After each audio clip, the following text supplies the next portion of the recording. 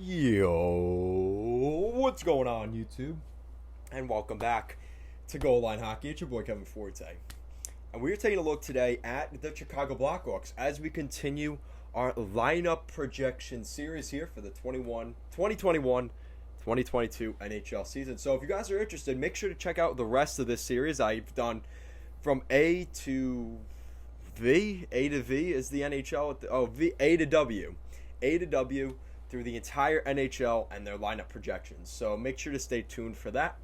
But as we go along here, we are in the Western Conference, in the Windy City, the Chicago Blackhawks. Now, a little bit of a backstory to the Blackhawks. They're a team last year that was hampered with injuries. And the team we saw last season was nowhere near the team that we're going to see going into training camp this year. I think they've made a lot of moves this summer, and some moves that they didn't necessarily make in terms of additions, but just guys that are coming back healthy this year will make a huge impact on this roster. And I'll explain that in a second.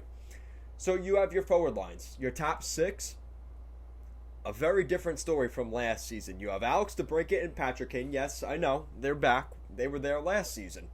But then Kirby Dach is now your number one center. Now, again, this is from Daily Faceoff, but I'm going to agree with that. I think Kirby Dach is the next, I don't want to say face of the franchise, because you still have Taves and Kane sitting there, and the success they had with the team in the 2010s, it's kind of disrespectful to take that from them. But Kirby Dach is part of the new age of the Chicago Blackhawks, and he's going to be the first line center of those Hawks. Now, maybe at the beginning of the season, in terms of opening night, that may not be the case, but by the end of this regular season, I know for certain he will be the number one center in Chicago. Now, looking at the second line, you have Dominik Kubalik coming back, Philip Kurashev, who I think are very nice wingers to play alongside the captain, number 19, Jonathan Toews. Now, Jonathan Toews is returning to the Blackhawks after a really rough year last year. He was suffering from major illnesses that kind of came up from COVID. So, he had some issues with recovery and stuff like that. So, I'm very excited to see Jonathan Toews back. Just what he's meant to this Blackhawks team, a potential Selke finalist. This is a guy that Chicago is very excited to have back in the lineup. And those two centers that I just mentioned, Dach and Toews, were both out for, Toews the entire season last year, but for Dach, he missed pretty much the entire first half of the regular season because of injury. So, he also had that wrist injury before, during the World Juniors last year. So, as long as he's back healthy and Jonathan Toews is back to himself, very dangerous center core. Not to mention your bottom six. Again, Dylan Strome seems like he's going to be sticking around. I think there's too many other center names out there that would be interested around the league. So I don't see Dylan Strome as a hot commodity in terms of a trade right now. You have Henrik Borgstrom, who comes over from the Florida Panthers. He was obviously not liking his situation there, so I would expect a little bit of a fire under him this season. You also have the potential of seeing, I don't remember who, Tyler Johnson. Yes, they now have Tyler Johnson from the Tampa Bay Lightning. So Tyler Johnson comes in. He could play center. I guess it depends on who they'd rather see center, because all three of these guys, Dylan Strome, Borgstrom, and Tyler Johnson, can play center. I have Borgstrom as the center here, but you could throw any of those guys in that conversation. Now, the fourth line, you have Brandon Hagel, Jujhar Khaira, and Ryan Carpenter. That's really not too bad in terms of depth, but again, I don't necessarily know how good they really are. They didn't have the best season last year. Khaira really struggled in Edmonton. Hagel, you're kind of taking a waiver on him. You don't really know what he is. And Ryan Carpenter, who we've seen bounce around the league, that actually may be a nice piece down there. Now, the good thing is they also have some depth to pluck from. They have a lot of guys to choose from. They're just not the most talented, and that's no discredit to them. It's just the way it looks on paper.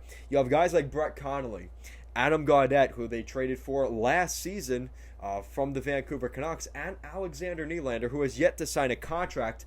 I'm waiting to hear him going to Europe or something like that. But Nylander is still on the roster on the depth chart, so I have him there. Brett Connolly kind of a part of that trade. He's not necessarily a guy that I think Chicago's really going to want in the lineup consistently. He can score goals here and there. He's had some real injury issues and consistently scoring goals, but he's still in there. And Adam Gaudette can play center, so if Borgstrom or Kara doesn't work out, he can fill those roles as well. And then with that said, looking at their defense, this is probably the biggest amount of change we saw from Stan Bowman's team this offseason.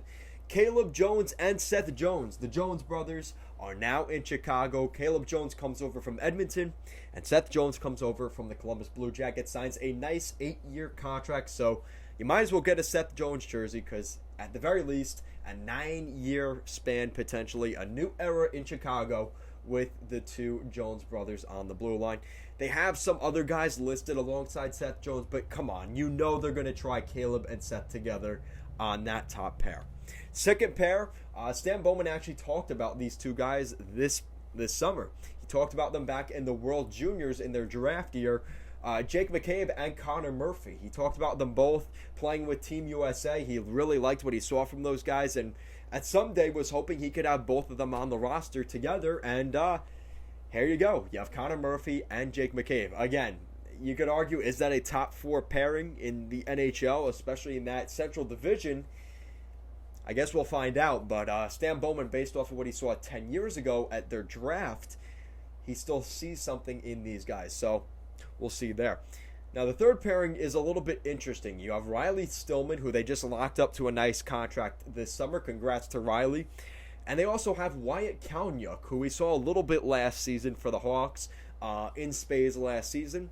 Again, not a great third pairing. I do like Riley Stillman. I still want to see more from Wyatt Kalynuk, just to see what he really is.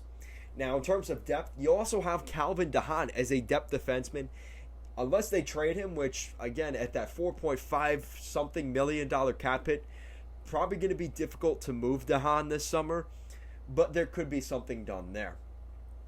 And now the big thing. Now we're looking at the big stuff from Stan Bowman this year, bringing in Marc-Andre Fleury. Now, Marc-Andre Fleury comes in from the Vegas Golden Knights for practically nothing. They gave up some depth AHL guy in the deal. They did take his $7 million cap hit, but I don't think Stan Bowman and the Hawks worry about that too much. They got the Vezina winner here in 2021 for free from the Vegas Golden Knights.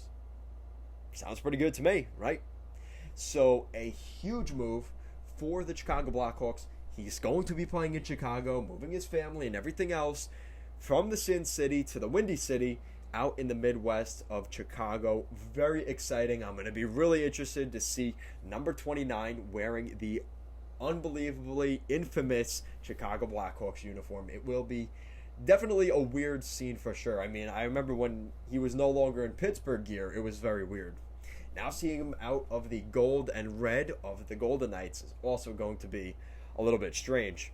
You also have returning goaltender Kevin Lankinen. He was the starter for the Blackhawks last season, but they've obviously made an upgrade in that regard. I don't think they like what they saw from Malcolm Subban last year, and there was still something to be said about Colin Delia. He'll probably be with the Rockford Ice Hogs. Potentially both of them will be with the Rockford Ice Hogs of the American Hockey League next season. With that said, this team, I like what they look like on paper, and I think there's a lot of potential for this team going into the playoffs in 2022. I really think this is a team that is going to be a force to be reckoned with. With that said, the amount of changes they made is very nice, but they're still, because of how bad they were last season, did some of these moves, like bringing in Seth Jones, Marc-Andre Fleury, the two top 6 centers just returning to the roster, is that enough to make them an average team that just misses the playoffs or just gets into the playoffs, or a team that's a true Stanley Cup contender? And I think in Chicago, the expectations are high. I mean, this is a team, not that long ago, we know how good the Blackhawks were. It's easy to tear everything down. It's easy to get rid of some of your top guys and bring in new guys, but it's a lot harder when the second part of the rebuild begins. It's easy to be bad and get high draft picks. Can you turn those high draft picks into solid NHL players, 1, and 2, can you turn them into solid NHL players that get you consistently to the Stanley Cup playoffs and win hockey games. And at the end of the day, that's what it's all about for the Chicago Blackhawks. So for Stan Bowman, this is a huge chance for him. I'm not necessarily going to say he's on the hot seat going into next year if this team doesn't get to the playoffs, but the questions will definitely arise. And I haven't made a video about this, but you guys obviously know all the off-ice stuff that's been going on in Chicago. Their PR team is probably in an absolute tailspin right now. So this is kind of important. And not to discredit everything that's going on, because that is important, but here I would like to talk about more of the hockey side of things. But winning takes away a lot of the outside off-ice distractions.